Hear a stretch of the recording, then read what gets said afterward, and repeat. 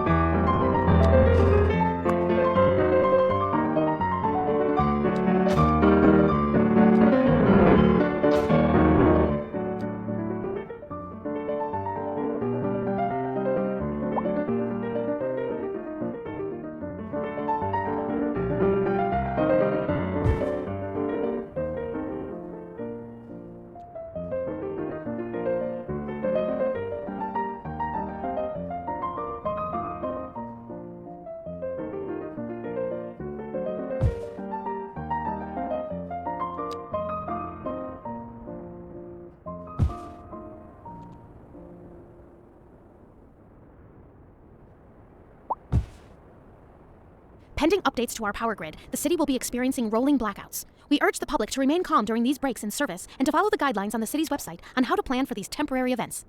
This has been a local public service announcement. Local authorities are urging the public to conserve water and reduce the burden on the city during this water shortage. Consider installing a low-flush toilet, cut back on watering the lawn, and shower with a friend whenever possible. This has been a local public service announcement.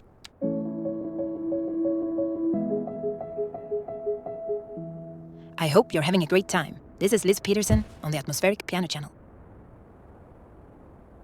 Interesting news from the city's export division. Sources tell us that our city has more services than we know what to do with. And you know what that means, folks. It means we're not cutting things close enough. Well, no, the point is we're selling it and bringing money into local That's right. economy. You could almost say it's too much of a good thing. Or we could say that we're enjoying a positive trade balance and the economy is booming. More after this. In local coverage, the Tourism Board just released their figures, and it's good news all around. Tourism was way up over the previous season. Pretty amazing, right, Jim? You bet, Glenda. I guess everybody is figuring out that this is the place to be.